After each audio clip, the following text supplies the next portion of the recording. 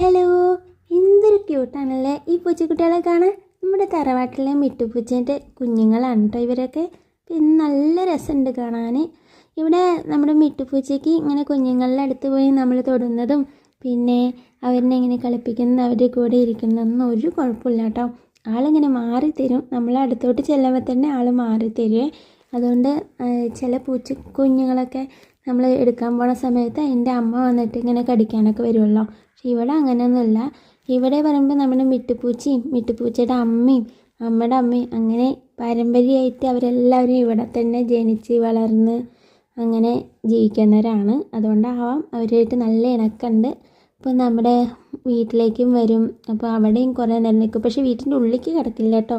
നമ്മുടെ പിങ്കിക്ക് പൂച്ചകളെ ഇഷ്ടമല്ല തോന്നുന്നു. അവൾ ഉള്ളിലേക്ക് കയറ്റുകയില്ല. അപ്പോൾ നമ്മളിവിടെ വന്ന് കാണും. പിന്നെ നമ്മുടെ വീടിൻ്റെ പുറത്തു കൂടെയൊക്കെ വരും കേട്ടോ. അങ്ങനെയാണ്. അതുകൊണ്ട് തന്നെ നമ്മൾ എന്തുണ്ടെങ്കിലും മീനൊക്കെ ഉണ്ടെങ്കിൽ കൊടുക്കും. മിട്ടൂന്ന് വിളിച്ചു കഴിഞ്ഞാൽ ഓടി വരും. അപ്പം നമ്മുടെ മിട്ടുപൂച്ചയ്ക്ക് നമ്മളതെല്ലാം കൊടുക്കും കേട്ടോ. അപ്പം അതുകൊണ്ട് തന്നെ നമ്മളുമായിട്ട് നല്ല ഇണക്കത്തിലാണ്. അപ്പോൾ ഇതാണ്ടോ ആള് പാൽ കൊടുക്കാൻ വേണ്ടി വന്നിരിക്കുകയാണ്. അല്ലാതെ നമ്മളെ കടിക്കാനോ അതേപോലെ നമ്മളോട് ദേഷ്യപ്പെടാൻ വന്നിരിക്കുന്നല്ല കേട്ടോ. ആൾ വീഡിയോ കണ്ടപ്പോൾ ജസ്റ്റ് ഒന്ന് നോക്കണ്ട് ഇതെന്താണ് എൻ്റെ കുഞ്ഞുങ്ങളെ എന്താ ചെയ്യണേ വിചാരിച്ചിട്ട് വന്നിരിക്കുക തോന്നുന്നു.